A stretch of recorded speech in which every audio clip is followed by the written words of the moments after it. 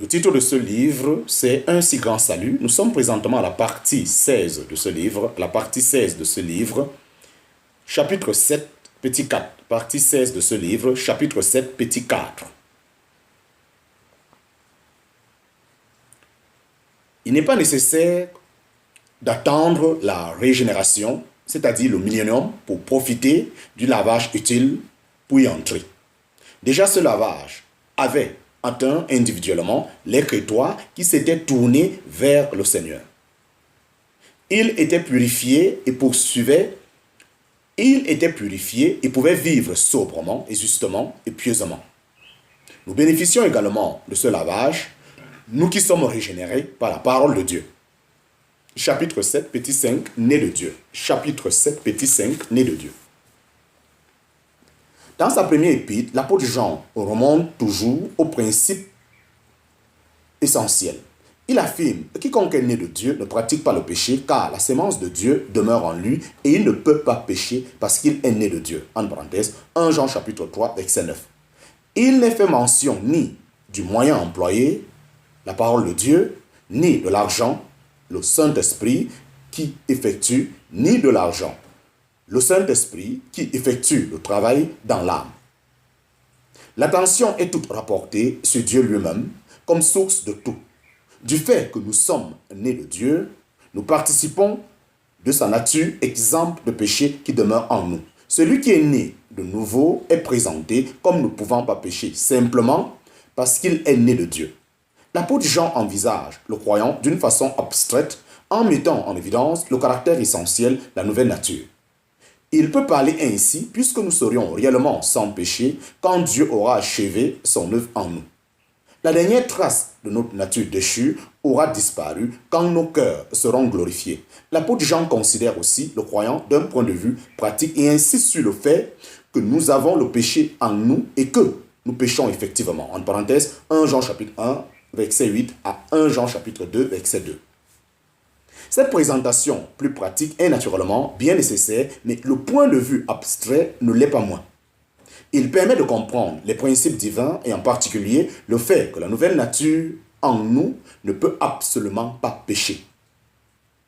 Cette nature n'est pas seulement sans péché, mais elle comporte des caractères plus positifs. Elle est juste, aimante, obéissante. Elle se signale par la foi et par sa victoire sur le monde. En parenthèse, 1 Jean chapitre 2, verset 29, 1 Jean chapitre 3, verset 10 à 11, 1 Jean chapitre 5, verset 1 et 1 Jean chapitre 5, verset 4. Chapitre 7, petit 6, chapitre 7, petit 6. La nouvelle naissance et la foi. La nouvelle naissance et la foi. La nouvelle naissance étant une opération divine, quelle est la responsabilité de l'homme dans celle-ci? Cette question difficile a souvent été débattue. Il s'agit en fait de concilier dans nos esprits la souveraineté de Dieu et la responsabilité de l'homme. Ce n'est pas le raisonnement qui nous y aidera, mais la soumission à la parole de Dieu. À maintes reprises, celle-ci déclare tout à la fois que Dieu est souverain et que l'homme est responsable. Nous devons tout simplement accepter ces deux affirmations sans être troublés par le fait que nous n'arrivons pas à en faire une synthèse parfaite. De même, nous n'arrivons pas à expliquer que le Seigneur Jésus soit à la fois parfaitement Dieu et homme sans que cela nous inquiète outre mesure. Alléluia, Amen. Si l'on considère le côté divin des choses, la nouvelle naissance est le résultat du travail souverain de Dieu en nous.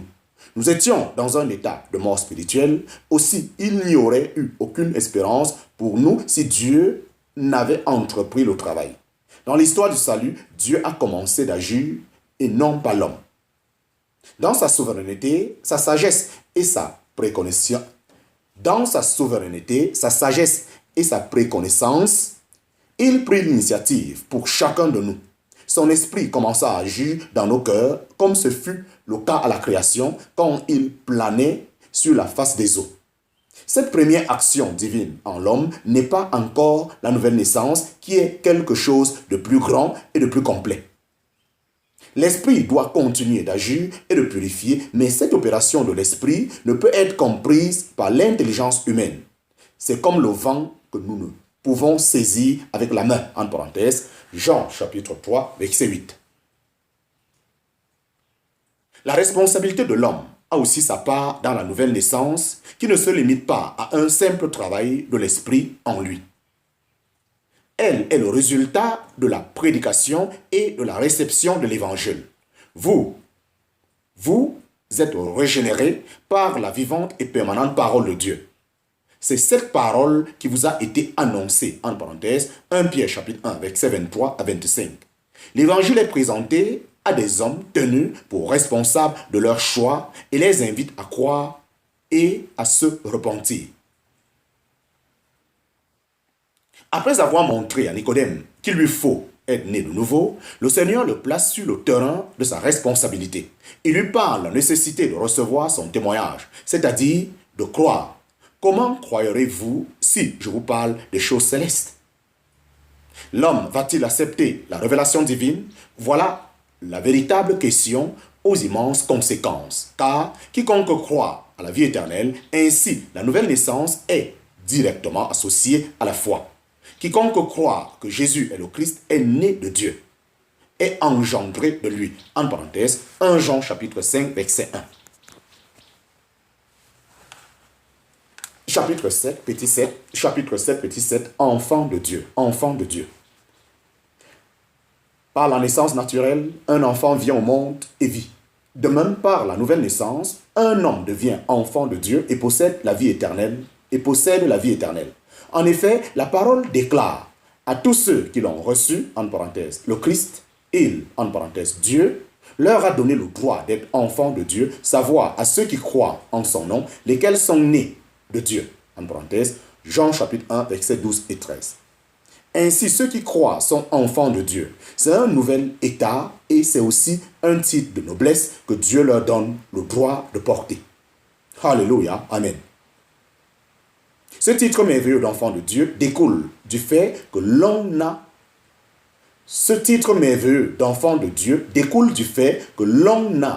la même nature que lui et évoque des relations d'affection,